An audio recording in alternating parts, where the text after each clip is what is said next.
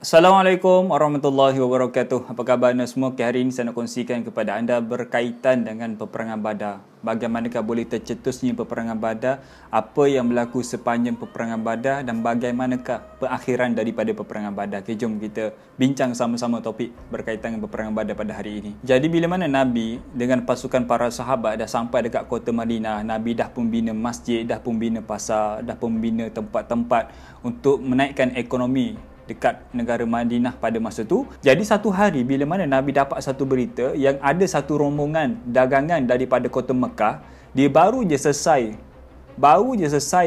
membuat dagangan, baru je selesai berniaga dekat satu buah kota, maka dia orang nak balik ke kota Mekah balik. Jadi dalam perjalanan mereka, bila mana mereka nak balik ke kota Mekah, mereka kena lalui jalan yang berdekatan dengan kota Madinah. Jadi ketika itulah Nabi, dia ada ilham, Nabi sarankan, Nabi bagi cadangan kepada para sahabat, ada tak dalam kalangan kalian yang nak untuk kita sama-sama sekat rombongan itu dan kita ambil balik hak kita, kita ambil balik harta kita yang telah dirampas oleh mereka. Kerana apa?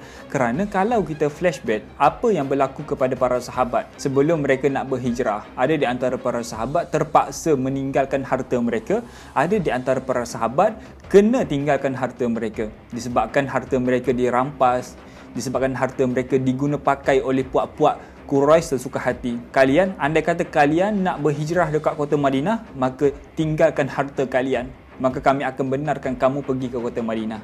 Banyaklah faktor, dirampas, kena sekat dan sebagainya, dan kebanyakan para sahabat mereka pergi ke kota Madinah tidak membawa harta mereka. Jadi ketika itulah mereka rasa kita kena ambil balik hak kita. Kita kena ambil balik hak kita daripada puak-puak Quraisy, harta kita yang telah dirampas, maka kita kena ambil balik. Jadi ketika itulah Nabi, bila mana para sahabat dah setuju nak ambil balik hak mereka, nak ambil balik harta mereka, maka Nabi pun susun satu strategi. Nabi susun satu strategi yang mana para sahabat berkumpul dan kesemua pasukan Islam pada masa tu, rombongan Islam pada masa tu dalam seramai 313 orang, dan mereka nak keluar daripada kota Madinah. Tetapi mereka keluar tu bukan untuk berperang. Mereka keluar untuk sekat rombongan pedagang untuk mereka ambil harta mereka. Kena ingat satu benda lagi, rombongan pedagang juga.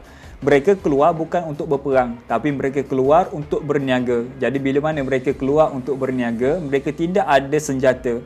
Mereka tidak ada kelengkapan senjata.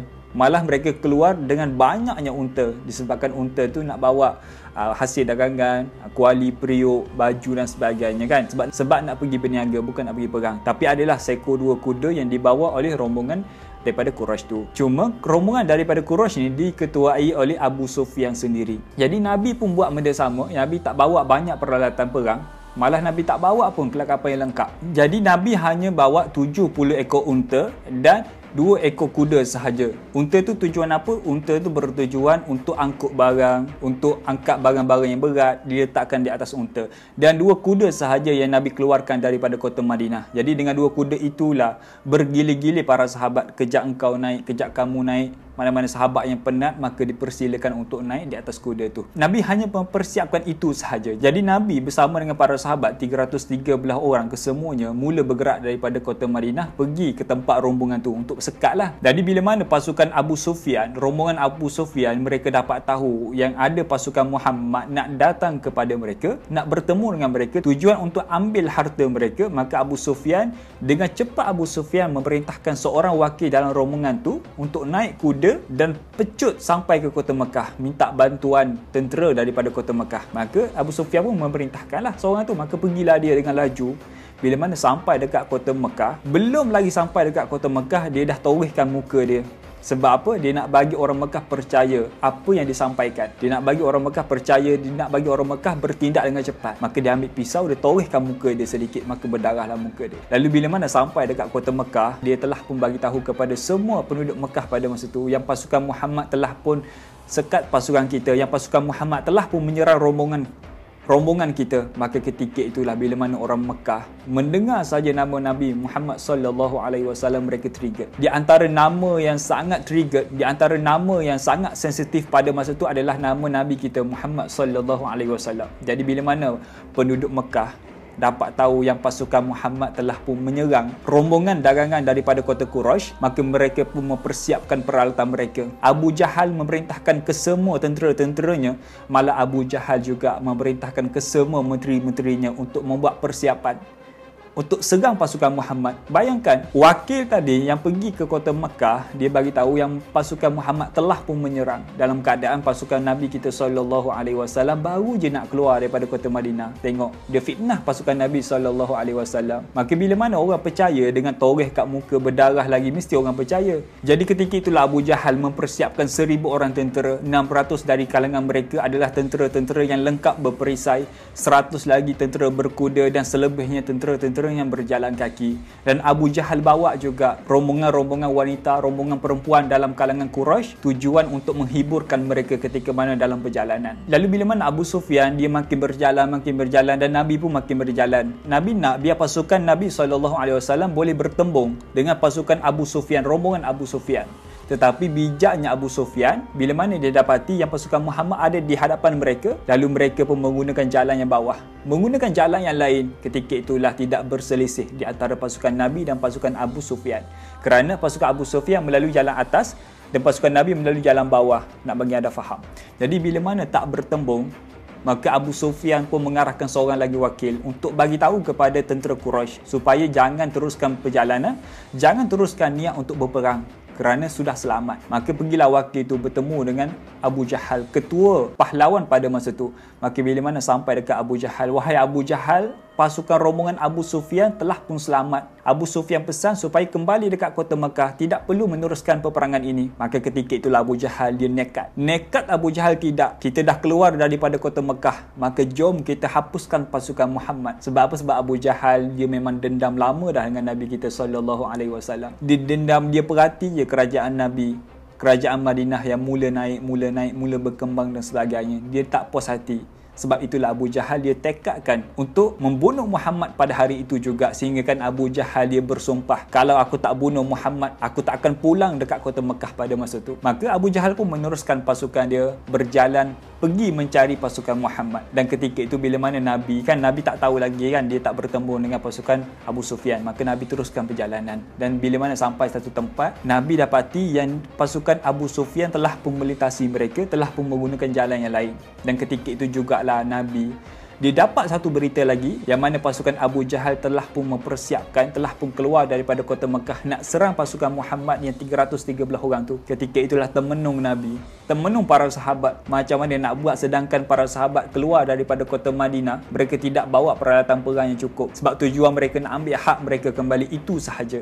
Jadi bila mana mereka dapat berita yang pasukan Abu Jahal telah pun bergerak daripada kota Mekah nak serang pasukan Muhammad, ketika itulah Nabi panggil para sahabat untuk berbincang macam mana nak buat dengan pasukan Abu Jahal. Ada di antara para sahabat yang bagi cadangan, banyak juga para sahabat yang bagi cadangan. Cuma antara para sahabat yang bagi cadangan adalah Sa'ad ibn Mu'az. Kata Sa'ad ibn Mu'az lebih kurang macam ni, ya Rasulullah, kami telah beriman kepada kamu, kami telah membenarkan apa yang kamu bawa ya Rasulullah, maka pergilah ke mana-mana saja ya Rasulullah, jangankan ke Badar ya Rasulullah, andai kata kamu mengarahkan kami untuk melintasi lautan sekalipun, bahkan kami akan buat kalau itu dikarenakan kamu ya Rasulullah. Ketika itulah para sahabat setuju untuk bersama dengan Nabi untuk hadap pasukan Abu Jahal. Dan bila mana mereka pun bergerak dekat Badar, bila mana sampai dekat checkpoint, bila mana sampai dekat satu tempat dalam kawasan Badar juga, maka pasukan Nabi SAW dapati dekat satu kawasan banyaknya telaga, sumber air sangat banyak.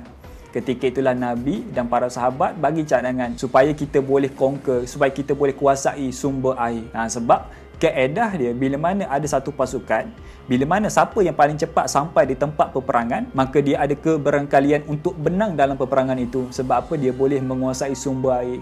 Itulah yang dilakukan oleh Khalid ibn Al-Walid ketika mana berperang dengan Parsi. Dia sampai kemudian dia menguasai sumber air dahulu. Jadi bila mana para sahabat dia dapati adanya telaga banyak, maka Nabi kata kita kuasai satu telaga dulu, yang lain kita tutup dengan pasir. Maka ditutuplah dengan pasir supaya tidak dapat diguna pakai oleh tentera Quraisy pada masa itu. Maka Nabi pun mendirikan khemah dan sebagainya, menunggu pasukan Abu Jahal yang dalam perjalanan. Jadi bila mana mereka dah pun dirikan khemah, maka ketika itulah para sahabat dia berjaga. Dan bila mana dalam keadaan berjaga kan, ada yang berjaga, ada yang dirikan khemah, ada yang tengah masak, ada yang dirikan unggun api dan sebagainya. Ada urusan masing-masing lah. Dan ketika itulah para sahabat, bila mana ada pasukan para sahabat yang tengah menjaga, mereka dapati ada 2 orang budak yang tengah bermain dekat kawasan Badar, tengah bermain pasir dekat kawasan Badar. Maka para sahabat apa lagi, dia terus pergi dekat 2 orang budak tu, dia tangkap.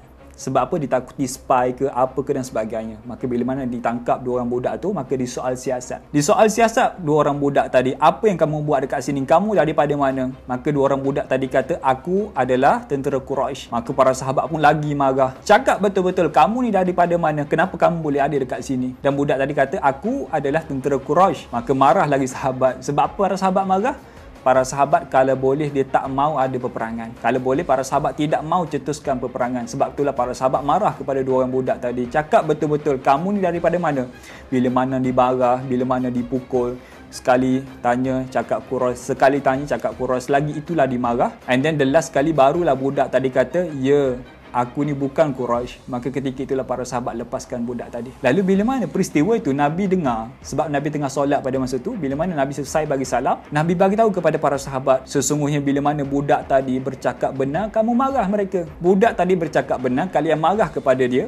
Tetapi bila mana budak tadi berbohong, kalian setuju, kalian tidak marah kepada budak tadi. Maka Nabi sambung, budak 2 orang ini adalah tentera-tentera Quraisy. Maka Nabi panggil budak 2 orang tu. Apa tujuan kalian berada dekat sini? Nabi tanya. Maka jawab budak tadi, kami adalah tukang masak kepada tentera-tentera Quraisy. Kami adalah chef bagi tentera Quraisy pada masa tu. Maka ketika itulah Nabi tanya, berapa ramai tentera Quraisy? Maka budak tadi kata, kami tak tahu. Sebab memang betul budak tadi tak tahu langsung. Maka Nabi pun tukar soalan. Nabi tanya, sehari berapa ekor unta kalian sembelih?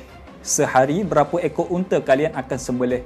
Maka budak tadi kata, lebih kurang 9 ke 10 ekor ya Muhammad. Maka ketika itulah Nabi kata, sesungguhnya pasukan Quraisy antara 900 ke 1000 orang tentera Quraisy. Terdiam para sahabat ketika itu kerana mendapati satu pasukan yang sangat ramai yang dibawa oleh Abu Jahal. Adakah sahabat tak takut? Ya, sahabat takut kerana sahabat pun manusia. Sahabat takut walaupun iman mereka macam mana, tetap dia akan ada rasa takut kerana rasa takut adalah rasa yang sangat normal yang akan ada setiap manusia, akan ada rasa takut tu. Lalu bila mana sahabat pun dah bersedia, sahabat pun dah tahu dengan bilangan Abu Jahal yang sangat banyak, maka mereka pun cuba mempersiapkan diri mereka dan sebagainya. Maka Abu Jahal, bila mana pasukan Abu Jahal daripada Quraisy tadi, dia dah sampai dekat Badar, dia mendirikan khemah dan sebagainya. Malam pertama, apa yang mereka buat? Malam pertama, bila mana mereka sampai dekat Badar, apa yang mereka buat? Mereka buat pesta. Mereka minum arak, buat tarian dan sebagainya. Berpesta di malam pertama bila mana mereka sampai dekat Badar. Sedangkan esokkan hari mereka nak berperang.